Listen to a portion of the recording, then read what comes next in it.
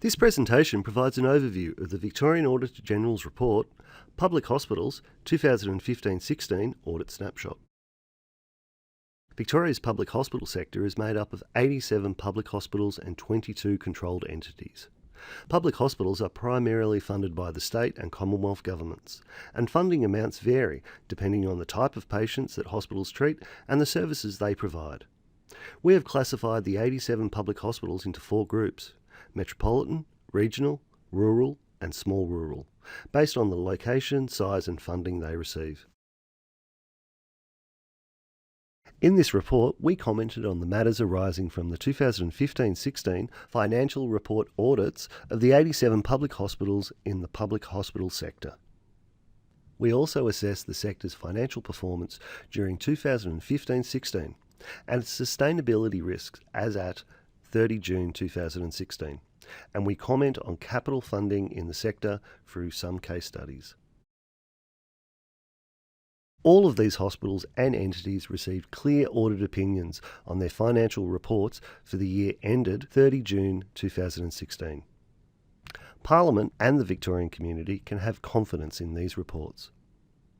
We reviewed the relevant internal control frameworks of each public hospital and found 236 control weaknesses and financial reporting matters, half of which were rated as medium or high risk.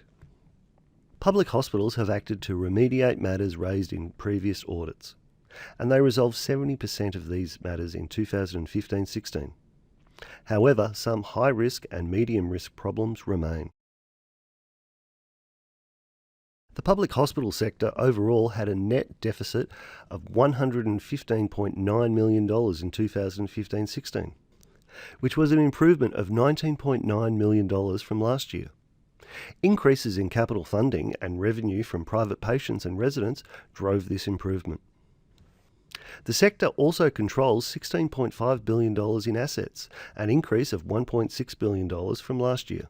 This increase was largely from the commissioning of the Victorian Comprehensive Cancer Centre, which houses the new Peter MacCallum Cancer Centre at $1.3 billion. To be financially sustainable, hospitals need to be able to fund their current and future costs. They also need to be able to absorb the financial effects of economic changes and financial risks without significantly changing their revenue and expenditure policies.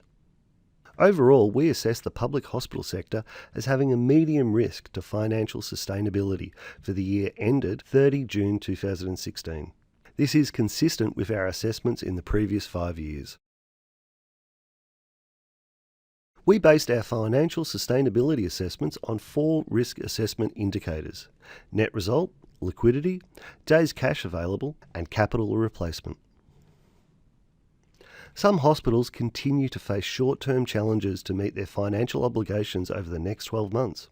Capital replacement was rated as the most significant financial sustainability risk for the sector as a whole. As shown in this graph, the challenge at some hospitals is the ability to generate a positive net result and to replace assets faster than they are being consumed. We found this challenge to be the greatest in rural and small rural hospitals, where the rate of depreciation outstrips the capital funding achieved. In 2015-16, public hospitals received $901 million of capital and specific purpose income in the form of grants, donations and bequests, and capital contributions from the state and other parties. These funds are used by public hospitals to renew and upgrade existing assets and acquire new assets. Overall, the public hospital sector appears to have adequate capital funding to cover depreciation. However, individual hospitals face challenges in generating sufficient income for capital works to keep pace with the consumption of assets. To address this, public hospitals continue to use short to medium-term measures, such as selling surplus assets or relying on donations as a means of funding.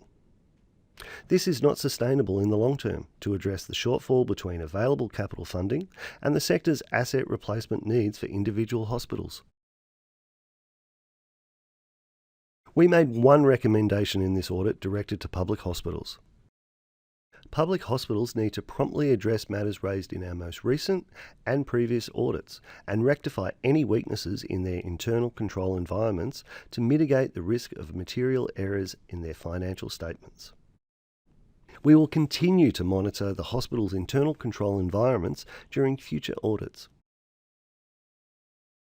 For further information, please see the full report of this audit on our website, www.audit.vic.gov.au.